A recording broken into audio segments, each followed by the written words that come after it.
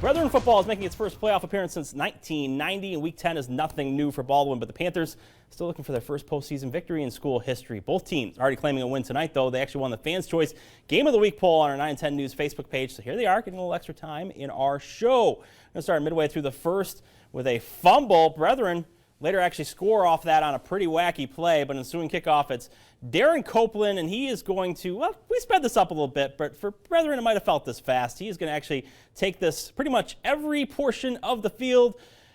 Jump, diving, ducking, dodging again. 85 yards to the house for the Panthers, take an 8-7 lead. Second quarter, Braden Childress faking the handoff and taking himself down to the 2-yard line. Next play, Damon Nichols going to finish it out from 2 yards out, 16-0 Panthers. Late in the second, Childress going to air it out 38 yards to Nichols. Baldwin wins big, 50-19. So they get the winner of Central Lake at Frankfort in Frankfort. Panthers hosting them and getting things moving. Nate Frieswick keeping on the option, picking up some solid yardage. Later in the drive, fourth down, Panthers trying to set up the screen, but the Trojans, Wyatt Wilson there to break it up.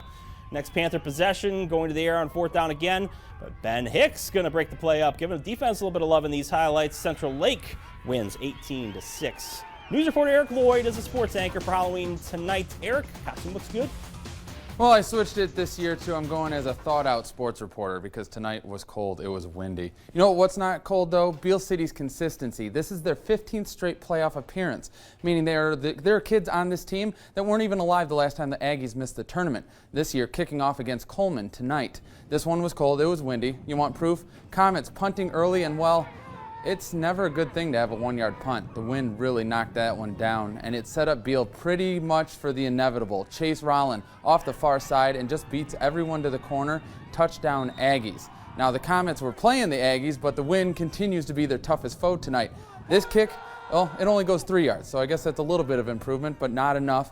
And Beal City, they don't mind because Rollin, again, on the carry, right up the gut, right on down to the 1. He's dragging people. Beal would score on the next play and eventually win it 55-13. Now the Aggies face the winner of this next one. Joburg blew out Hillman 2 years ago in the first round, but this is a much stronger Tiger pack.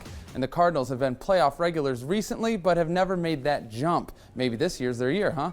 We pick it up in the second quarter when Logan Huff is going to take this handoff. He gets the edge. He's off to the races into the end zone for the first of 5 Joburg touchdowns. The Cardinals are soaring into a matchup with Beal City, winning 35-18. Now, staying in Division 8, but crossing the bridge, St. Ignace carrying a perfect regular season into a showdown with Newberry. Saints' first possession, usually the reliable and on-target Gage Kresge, looks to air for Brandon Oya, but Newberry's number 9, not in any roster we were able to get, gets the pick and returns it down to the 27-yard line. A few plays later, John Parmarski can't handle the shotgun snap. He fumbles. 3 minutes left in the first period. Kresge keeps the ball on the option and finds a lot of room. He's outrunning every Indian on the field and earns the 55-yard jaunt to pay dirt. And that was just the start of the big plays all night for the Saints as they win big, 35-0. Next for the Saints is either Munising or Inland Lakes. Saints beat the Lakers earlier this year, while Munising has won 8 straight and is one of the highest scoring teams in the UP. Starting in the first quarter, Austin Kelto handing it off to Garrett Blank, and he'll race 25 yards to pay dirt, putting Munising out in front 7-0.